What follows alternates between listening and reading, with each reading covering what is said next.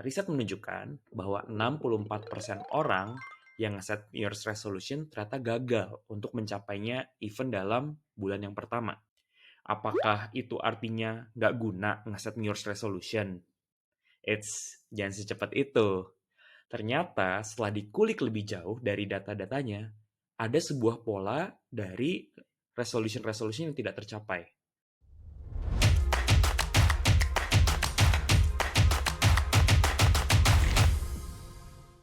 Halo teman-teman, selamat tahun baru 2022. Gue Vicario, seorang strategic project manager di tech yang suka banget sama dunia personal development. Nah, selama 7 tahun terakhir, gue itu punya kebiasaan yang gue lakukan setiap tahun baru, yaitu adalah bikin New Year's resolution. Ketika gue share tentang kebiasaan gue yang satu ini ke teman-teman gue, ada beberapa orang yang skeptis, karena buat apa sih punya resolution, toh nggak akan tercapai. Actually, gue paham banget sih sama skeptisism ini. Kenapa? Karena riset menunjukkan bahwa 64% orang yang ngeset New Year's resolution ternyata gagal untuk mencapainya even dalam bulan yang pertama. Apakah itu artinya nggak guna ngeset New Year's resolution? Jangan secepat itu. Ternyata setelah dikulik lebih jauh dari data-datanya, ada sebuah pola dari resolution-resolution yang tidak tercapai. Polanya adalah, resolution itu ternyata kurang spesifik. Maksudnya apa? Contoh dari resolusinya adalah, gue pengen jadi lebih sehat. Nah, padahal mungkin resolution yang lebih baik adalah resolution yang lebih detail. Misalnya, gue pengen olahraga 2 kali seminggu bersama temen gue. Nah, apakah sebenarnya punya resolusi yang spesifik aja cukup? Dari pengalaman gue pribadi sih enggak.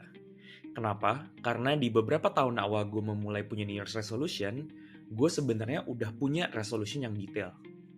Tapi tetap aja nggak tercapai. Nah, dari situ gue mengulik lagi apakah udah bener belum sih cara gue buat ngeset New Year's resolution.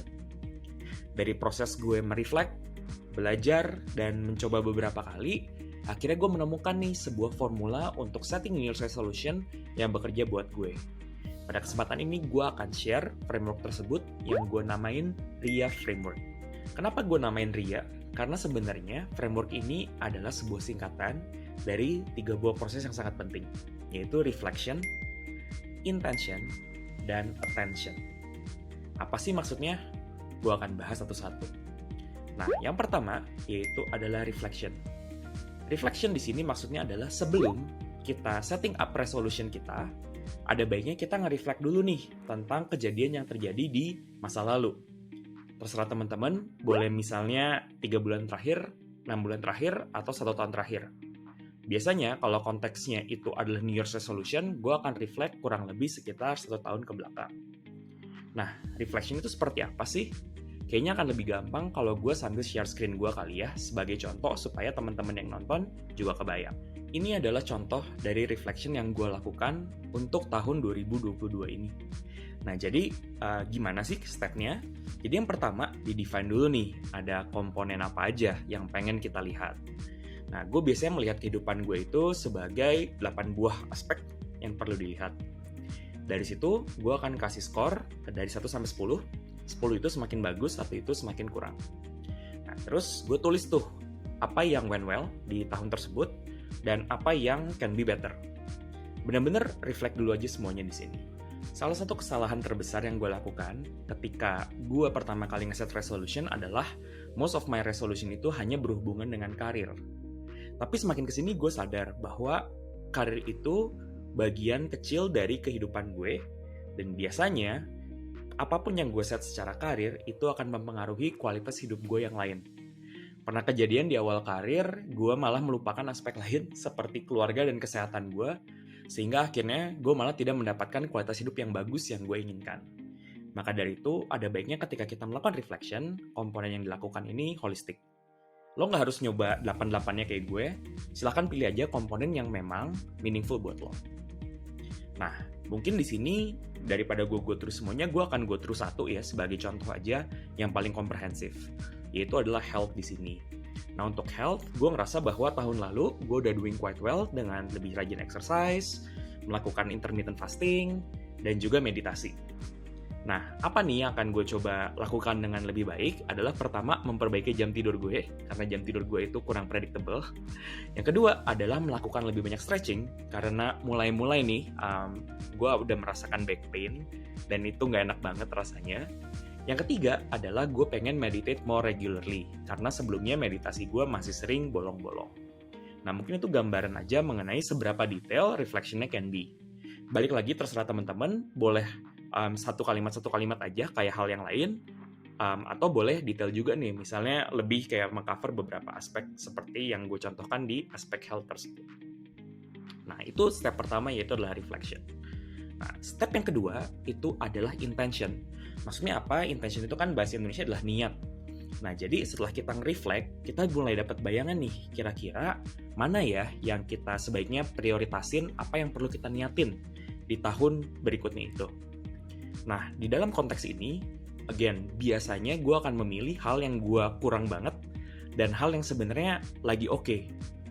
Kenapa? Karena gue percaya bahwa untuk hal yang gue lagi kurang banget, gue perlu membawa itu sampai sebuah batas minimum yang kira-kira gue nyaman. Sedangkan untuk hal yang gue udah oke, gue pengen take it to the next level supaya momentumnya itu tetap jalan. Balik lagi ke prioritas teman-teman, nggak harus ngikutin cara yang seperti itu, tapi itu cara yang gue coba. Dari situ, gue akhirnya mendapat bahwa tiga prioritas gue atau 3 hal yang menjadi intention gue itu adalah health, finance, dan juga personal growth. Nah, di sini perlu ada penjelasan sedikit sih. Again, itu lebih kayak penjelasan buat diri sendiri masing-masing. Buat gue kenapa health itu penting? Karena buat gue health itu adalah harta yang paling berharga. Dan gue pengen ensure bahwa diri gue sendiri, keluarga gue, itu mendapatkan versi terbaik gue semakin gue bertambah tua. Terus yang kedua adalah kesehatan. Jadi kayak gue mau mulai journey untuk memiliki beberapa income stream sejak tahun kemarin. Dan gue ngerasa bahwa skill money management gue ini masih kurang mumpuni. Nah, makanya gue pengen belajar nih untuk gimana bisa manage money dengan lebih baik lagi, sehingga gue bisa memaksimalkan potensi yang gue miliki secara finansial. Yang ketiga adalah personal growth, karena again, gue punya framework untuk personal growth itu nggak cuma sekadar belajar, tapi learning, practicing, reflecting, dan sharing. Di tahun 2021, gue udah melakukan banyak sharing, dan 2022, gue akan lebih meningkatkan lagi kualitas dari konten yang gue sharing. Karena semakin bagus kualitas konten yang gue sharing, maka gue akan semakin terpacu untuk belajar dengan lebih baik lagi. Itu kurang lebih intention. Saran gue jangan banyak-banyak, karena di sini justru kita lagi diminta untuk fokus terhadap hal-hal yang memang pengen kita prioritasin. Gak harus 3, lu kalau mau 1, mau 2, mau 5 juga boleh. Tergantung lo juga fokus sistemnya seperti apa. Nah, setelah kita selesai nge-setting intention, masuklah kita ke tahap yang ketiga, yaitu attention. Nah, disinilah baru kita benar-benar merasakan detail. Nah, di sini biasanya gue menggunakan sebuah metodologi yang namanya objektif dan key result.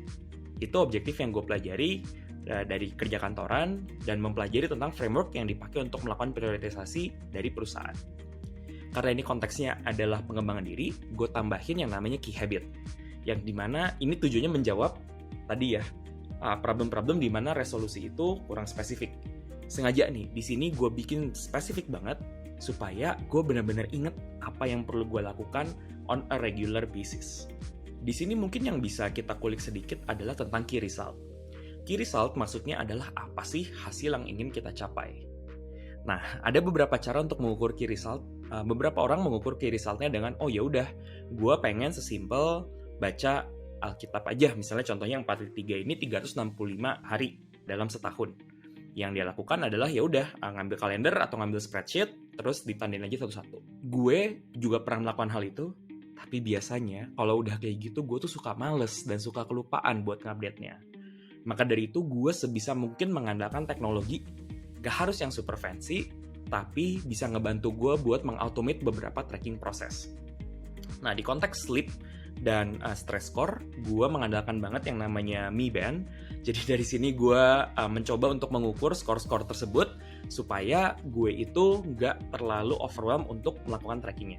Terus kalau misalnya di konteks membaca Bible, gue mengandalkan Bible app karena di situ ada otomatis tuh counternya. Kayak kalau misalnya kita baca Bible hari ini tuh akan ke-count sebagai hari di mana kita membaca.